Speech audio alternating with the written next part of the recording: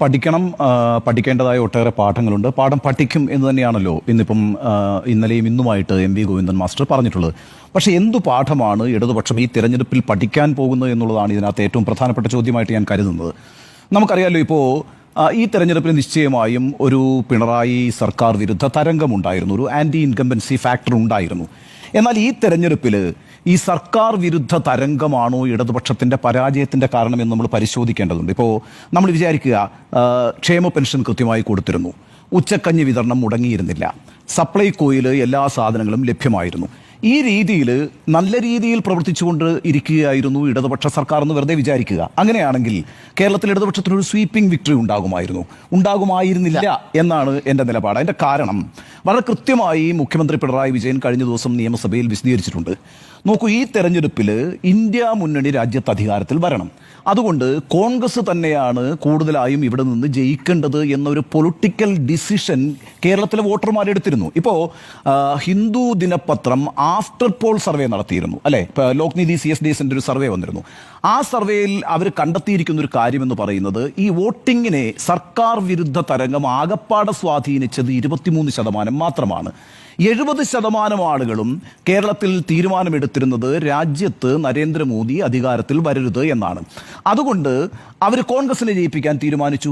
അങ്ങനെയാണ് കോൺഗ്രസിന് ഇത്രയും വലിയൊരു വിക്ടറി ഉണ്ടായിട്ടുള്ളത്. അത് വളരെ യുക്തിപരമായ ഒരു നിരീക്ഷണം തന്നെയാണ്.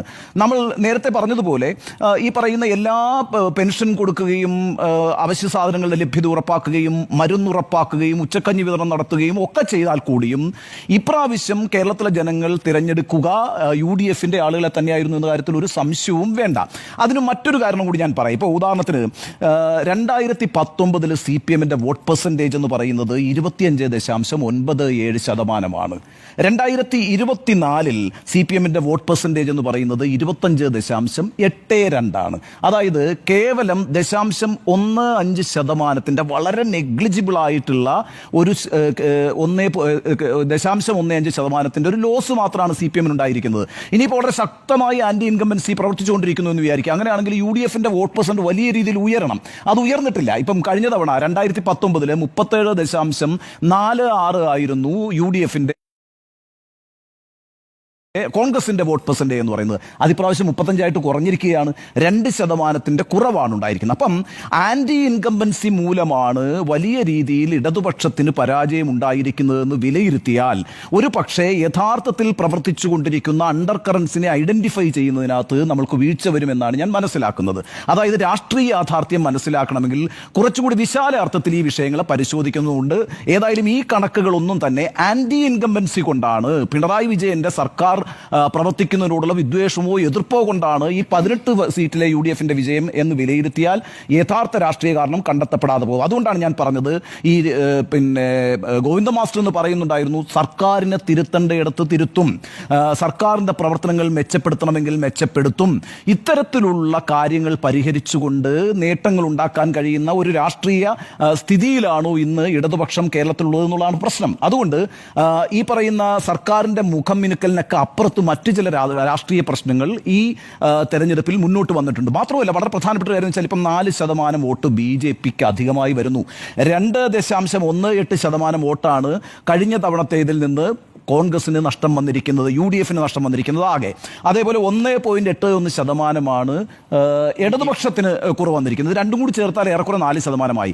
ഇപ്രാവശ്യം 3.7% വോട്ടാണ് BJPക്ക് ആകെ വർദ്ധിച്ചിരിക്കുന്നതെന്ന് കാണാം. അങ്ങനെ വരുമ്പോൾ ഈ പറയുന്ന കോൺഗ്രസിൽ നിന്നും അല്ലെങ്കിൽ UDFിൽ നിന്നും അതുപോലെ തന്നെ CPMൽ നിന്നും ഇടതുപക്ഷത്തിൽ നിന്നും ഒരുപോലെ വോട്ട് പുറത്തേക്ക് പോയിരിക്കുന്നു. ആ പോയിരിക്കുന്ന വോട്ടുകൾ ചെന്നു ചേർന്നിരിക്കുന്നത് BJP ക്യാമ്പിലായിരിക്കുന്നു എന്ന് മാത്രമല്ല, 11 മണ്ഡലങ്ങളിൽ നമുക്കറിയുന്നത് പോലെ BJP 1-ാം സ്ഥാനത്താണ്. കൃത്യമായും തൃശ്ശൂരിലെ 7 മണ്ഡലങ്ങളും അതുപോലെ ആറ്റിങ്ങലിലെ 1 മണ്ഡലവും അതുപോലെ തിരുവനന്തപുരത്ത് 3 മണ്ഡലങ്ങളും. ആ 11 മണ്ഡലങ്ങളിലാണ് BJP 1-ാം സ്ഥാനത്ത് എത്തിയിരിക്കുന്നത്. കഴിഞ്ഞ തവണയും ഇതേപോലെയൊക്കെ തന്നെയായിരുന്നു. കഴിഞ്ഞ തവണ 2019 3 മണ്ഡലങ്ങളിൽ തിരുവനന്തപുരത്ത് വളരെ മുന്നിലായിരുന്നു BJP. പക്ഷേ നിയമസഭാ തെരഞ്ഞെടുപ്പിൽ അത് റിഫ്ലക്ട് ചെയ്തില്ല. ഞാൻ വിചാരിക്കുന്നില്ല അടുത്ത തെരഞ്ഞെടുപ്പിൽ ഇപ്പോൾ ഈ ഉണ്ടായിരിക്കുന്ന 11 മണ്ഡലങ്ങളിൽ ഒന്നാമതെത്തിയ വിജയം അതേപോലെ തന്നെ നിയമസഭയിലും ആവർത്തിക്കുമെന്ന്. പക്ഷേ ഞാൻ ഭയക്കുന്നൊരു കാര്യം, അതാണ് ഈ രാഷ്ട്രീയ യാഥാർത്ഥ്യം എന്ന് ഞാൻ പറയുന്നത്. ആലപ്പുഴയിൽ ആലപ്പുഴയിൽ ഹരിപ്പാട് മണ്ഡലത്തിൽ എത്രയാണെന്നറിയാമോ NDAയും പിന്നെ UDFും തമ്മിലുള്ള വ്യത്യാസം? 1315 വോട്ട്. അതേപോലെ തന്നെ കായംകുളത്ത് NDAയും UDFും തമ്മിലുള്ള വ്യത്യാസം നിയമസഭാ മണ്ഡലത്തിൽ 2196 വോട്ട്. വർക്കലയിൽ LDFും NDAയും തമ്മിലാണ് മത്സരം. അവിടെ 5114 വോട്ട്. ഇനിയിപ്പോൾ അടിയന്തരമായി വരാൻ പോകുന്നതാ ഈ പറയുന്ന പാലക്കാട് നിയമസഭാ ഉപതെരഞ്ഞെടുപ്പ്. അവിടെ 9000 വോട്ടിന്റെ വ്യത്യാസമേ ഉള്ളൂ.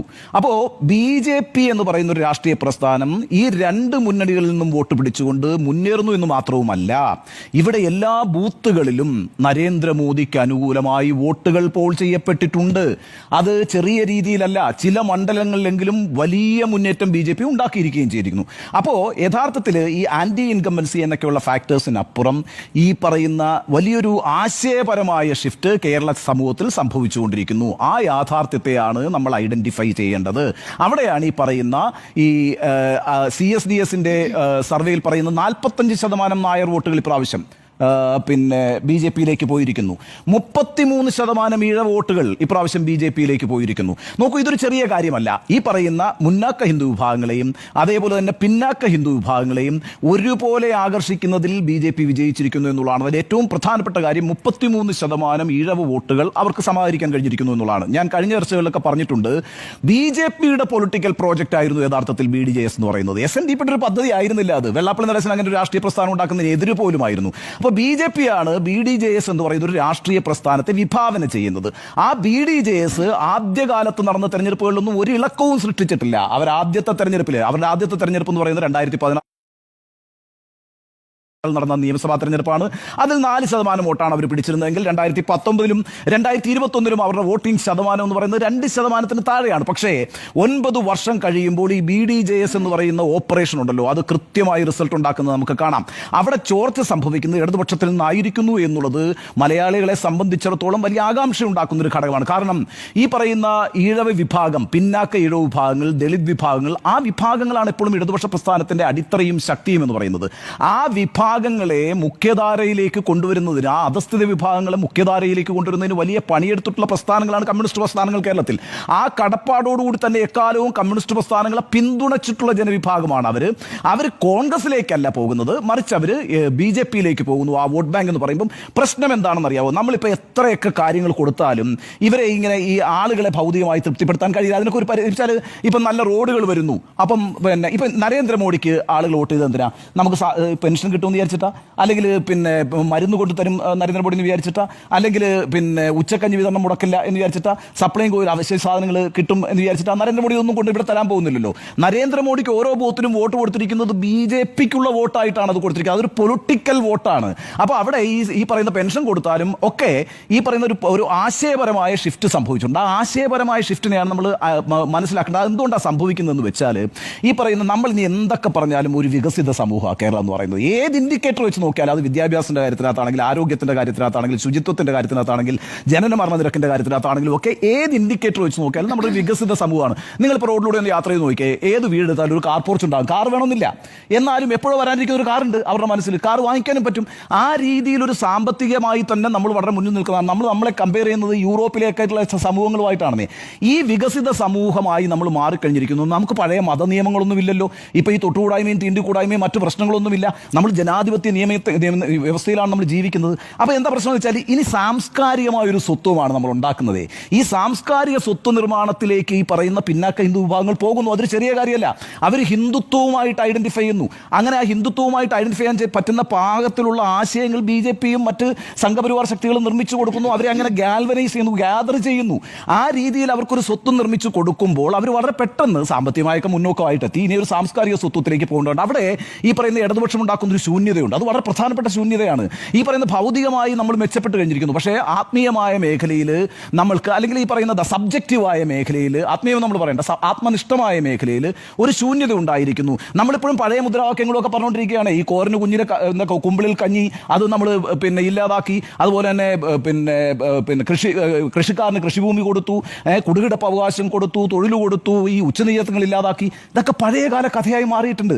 ഇനി അവർ ഈ പറയുന്ന വളരെ പെട്ടെന്ന് പെട്ടെന്ന് ഈ ഹിന്ദുത്വ ആശയങ്ങളിലേക്ക് വരികയും ആ ഹിന്ദുത്വ ആശയങ്ങളുമായി ഐഡന്റിഫൈ ചെയ്യാൻ ആലോചിക്കുകയും ശ്രമിക്കുകയൊക്കെ ചെയ്യുമ്പോൾ ആ ഒരു ശൂന്യതയാണ് ഇനി ഈ ഇടതുപക്ഷം പരിശോധിക്കേണ്ടത്. അത് ഇടതുപക്ഷത്തിന്റെ ധർമ്മമാണ് കേട്ടോ കേരളത്തിൽ. കാരണം വെച്ചാൽ ഇടതുപക്ഷത്തിന് അത് ചെയ്യാൻ കഴിയുള്ളൂ. ആ ഒരു ശൂന്യതയിലേക്കാണ് ഈ പറയുന്ന ആശയങ്ങളെ നിർമ്മിച്ച് വളരെ പെട്ടെന്ന് BJP ഇൻട്രോഡ് ഉണ്ടാക്കുന്നത്. അവിടെ അതുകൊണ്ട് ഞാൻ പറയുന്നു, ഈ പറയുന്ന ഇന്നലത്തെ പ്രസംഗത്തിൽ കൃത്യമായി ഗോവിന്ദ മാസ്റ്റർ പറയുന്ന ഒരു കാര്യമുണ്ട്. ഈ പറയുന്ന സർക്കാരിന്റെ പ്രവർത്തനങ്ങളെല്ലാം ശരിയാക്കുമെന്ന് പറയുന്നതിനോടൊപ്പം പറയുന്ന കാര്യമുണ്ട്, പ്രത്യയശാസ്ത്ര രംഗത്ത് ചോർച്ചയുണ്ടായിരിക്കുന്നു എന്ന് പറയുന്നുണ്ട്. പ്രത്യയശാസ്ത്ര മേഖലയിൽ ചോർച്ചയുണ്ടായിരിക്കുന്നു. അതാണ് ഞാൻ ഏറ്റവും ഗുരുതരമായ വിഷയമായിട്ട് ഇവിടെ കാണുന്നത്. നിങ്ങൾ ഇനി എത്ര പെൻഷൻ കൊടുത്താലും, എത്ര തൊഴിൽ കൊടുത്താലും, എന്തൊക്കെ ആനുകൂല്യങ്ങൾ കൊടുത്താലും, നിങ്ങളുടെ സാംസ്കാരികമായ അവബോധത്തിൽ നിങ്ങളൊരു ഹിന്ദുത്വ ആശയവുമായി ഐഡന്റിഫൈ ചെയ്യപ്പെട്ടിട്ടുണ്ട് എങ്കിൽ അതൊരു വലിയ പ്രശ്നമാണ്. അത് എളുപ്പത്തിൽ തിരിച്ചുകൊണ്ടുവരാവുന്ന ഒരു കാര്യമല്ല. അങ്ങോട്ടേക്കാണ് ഈ വിഭാഗങ്ങൾ വഴിമാറുന്നത്. അത് ഇടതുപക്ഷ ക്യാമ്പിൽ നിന്നായിരിക്കുന്നു എന്നുള്ള അങ്ങേറ്റം അപകടകരമായിട്ടുള്ള കാര്യമാണ്. അതുകൊണ്ട് ഇടതുപക്ഷം ആദ്യം അന്വേഷിക്കേണ്ടത് ഈ വിഭാഗങ്ങളിൽ കൃത്യമായ മുസ്ലിം വിരോധം പറഞ്ഞുകൊണ്ടാണ് ഇത് നിർമ്മിച്ചെടുത്തുകൊണ്ടിരിക്കുന്നത്. അതിന് പറ്റുന്ന ടൂൾസാണ് ഉപയോഗിച്ചുകൊണ്ടിരിക്കുന്നത്. മുസ്ലിം വിരോധമാണ് പറഞ്ഞുകൊണ്ടിരിക്കുന്നത്. ആ മുസ്ലിം വിരോധം പറഞ്ഞ് കൃത്യമായ ഒരു ഹിന്ദുത്വ ആശയത്തിലേക്ക് ഇവരെ എത്തിക്കാൻ കഴിയുന്ന രീതിയിലുള്ളൊരു ഐഡിയോളജിക്കൽ വർക്ക് നടന്നുകൊണ്ടിരിക്കുന്നു. അതിനെ ഐഡന്റിഫൈ ചെയ്യുകയും അതിൻ്റെ പ്രശ്നം എന്താണെന്ന് മനസ്സിലാക്കുകയും ചെയ്തുകൊണ്ട് അതിൻ്റെ പരിഹാരത്തിലേക്ക് സാംസ്കാരികമായി ആശയപരമായി ഇടതുപക്ഷം മുന്നോട്ട് വന്നില്ല എങ്കിൽ ഈ പറയുന്ന വളരെ പെട്ടെന്ന് തന്നെ ഞാൻ വിചാരിക്കുന്ന 2026 നിയമസഭാ തെരഞ്ഞെടുപ്പിൽ തന്നെ നല്ല രീതിയിൽ BJPക്ക് NDAക്ക് മുന്നോട്ട് വരാൻ കഴിയും. അങ്ങനെ ഒരു സാഹചര്യമാണ് വളർന്നു വന്നുകൊണ്ടിരിക്കുന്നത്. ഇതിനെയാണ് പഠിക്കേണ്ടത് എന്നാണ് എൻ്റെ അഭിപ്രായം.